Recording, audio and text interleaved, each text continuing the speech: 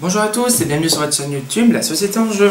Donc le test du jour c'est Spyware. Spyware est un jeu édité par Azao Game pour des joueurs de 8 ans et plus et pour des parties de 20-25 minutes. Voilà, donc Spy Game c'est un jeu qui peut se jouer entre 2 et 6 joueurs. Donc ici on est dans un jeu de bluff et du coup et de collection. Alors comment se passe une partie de Spyware? Je vais vous montrer. Donc du coup, on a un large panel de cartes, ici. Donc ici, on est sur le verso, je vais vous montrer un petit peu après comment ça se passe. Hop, tout un panel de cartes. Nous avons également des passeports qui représentent une certaine nationalité et des cartes accusations en fonction des couleurs.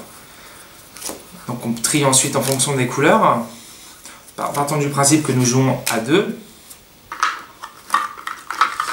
Et c'est tout, du coup, les autres cartes également qui se rajoutent. Voilà. Comment se passe une partie de Spyware? Spyware, en fait, le but du jeu, c'est qu'en fait, on va on va incarner un espion d'une certaine nationalité. Nous avons 6 nationalités, donc nous avons l'espion français, l'espion allemand, l'espion espagnol, l'espion anglais, l'espion belge et l'espion italien.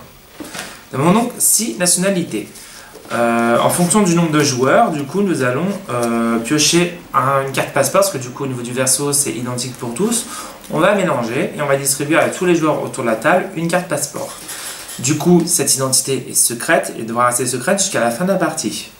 Partons du principe que je suis un espion français et que mon adversaire est un espion allemand. Un espion allemand.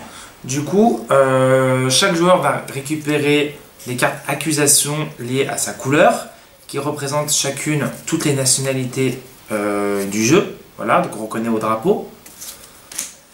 Donc pareil pour l'autre joueur, donc du coup on distingue juste par rapport à la couleur.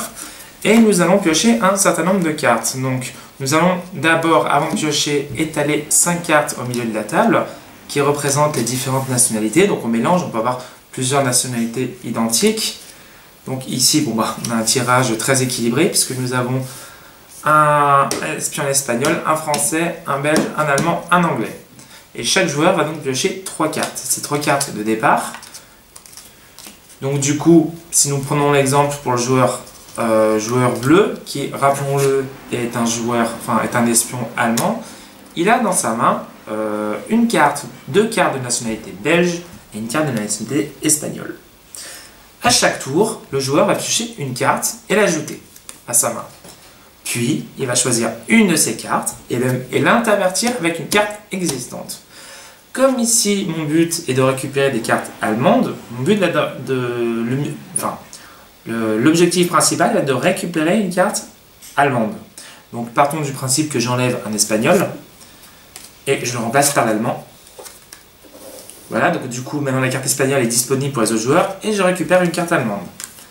Au niveau du système de points, c'est très simple, c'est qu'à la fin de la partie, je vais gagner 1 point par carte dans la main qui est de la même nationalité que mon passeport. Donc actuellement, j'aurai 1 point parce que j'ai une seule carte allemande parce que je suis un espion allemand. Il faut faire attention néanmoins à ne pas récupérer tout de suite toutes les cartes qui nous intéressent, puisque si les autres joueurs découvrent mon identité, ils vont gagner des points, et je dirais même beaucoup de points. Au niveau du calcul, donc comme je vous l'ai dit, vous gagnez 1 point par carte de votre nationalité. Mais si en plus vous découvrez la nationalité des joueurs adverses, vous doublez vos points. C'est-à-dire que si par exemple, je sais pas, vous avez 6 cartes allemandes, vous avez donc 6 points, vous accusez les autres joueurs avec votre carte accusation.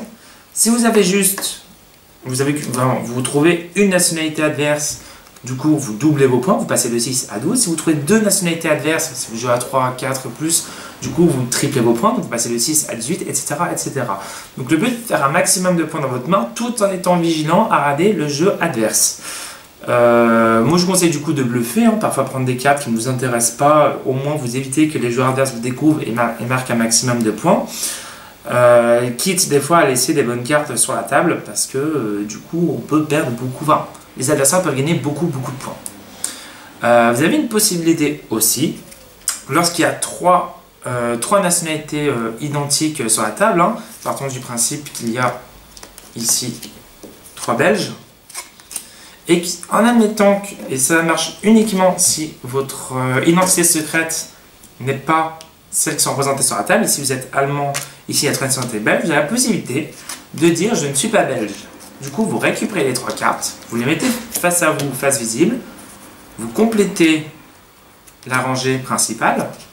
Vous allez dire à quoi ça sert, parce que de toute façon, vous avez donné un indice à votre adversaire. Oui, mais du coup, vous piochez une carte bonus.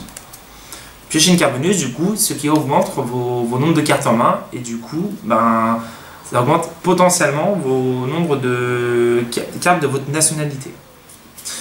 La partie se termine quand un joueur a fait toutes ses accusations. C'est-à-dire que si on joue à 4 joueurs, si un joueur A a accusé le joueur B, le joueur C, le joueur D, la partie s'arrête et tous les autres joueurs doivent placer les accusations comme ils le sentent. Et à ce moment-là, on retourne, chaque joueur qui a son passeport face cachée va le retourner, vérifier avec les accusations des autres joueurs, et on va vérifier du coup qui a juste, qui a faux. Et comme je vous l'ai expliqué, du coup vous gagnez 1 point par carte de votre nationalité, vous doublez vos points si vous trouvez une nationalité, triplez si vous en trouvez 2, etc. etc. et on vérifie ainsi l'état du jeu. Pour conclure, donc Spyware c'est un jeu qui est vachement sympa. En termes de prix, on est sur 20 €, il me semble, 20-25 €, pas plus. Si je devais lui donner une note, je donnerais un 7,5. Un 7,5 parce que bah, du coup c'est sympa, c'est un bon jeu de bluff. Ça mélange à la fois le côté bluff et le côté accusation. Donc du coup il y a le côté aussi mémoire à vérifier par rapport aux autres joueurs. Et du coup faire attention à sa propre main. D'un point de vue matériel, du coup on n'a que des cartes. Par contre ça je les trouve quand même assez joliment illustrées. Bon, c'est très stéréotypé, hein, parce que du coup, on est sur vraiment un thème assez gastronomique. Hein. Comme vous pouvez voir ici, le belge, on a les frites, les moules, le français, on a le pain et le fromage, l'italien, la pizza, etc. etc. C'est un jeu qui est simple, un jeu qui est rapide. Et justement, j'avais aux inconvénients qui peut être parfois trop rapide, puisque c'est les joueurs qui arrêtent la manche. Donc du coup, en 2 tours, on peut très bien boucler la manche. Un joueur qui est sûr, bon, c'est compliqué d'être sûr au bout de 2-3 tours, hein, mais bon, voilà, il tente, il dit voilà, j'accuse tel, voilà, hop, partie s'arrête. Voilà, donc c'est vrai que ça peut être un peu frustrant de ce côté-là. Et deuxième inconvénient, on est quand même vachement dépendant du tirage des cartes, hein, puisque à chaque tour on pioche une carte et ensuite on en mélange une. Si à chaque tirage on n'a pas une carte de sa nationalité, ou si au milieu de la table on n'a pas de carte de sa nationalité, du coup ben, on est vachement pénalisé. On peut se retrouver qu'avec 2 ou 3 points en fin de partie, d'autant plus si on ne trouve pas la nationalité des autres. Voilà, mais écoutez, c'est tout pour Spyware. Un jeu à recommander pour ceux qui aiment les jeux, voilà, bluff léger, voilà. Sympa en famille. N'hésitez pas à commenter ma vidéo, mettre un like, vous abonner à votre chaîne, et puis à bientôt dans une prochaine vidéo. Salut!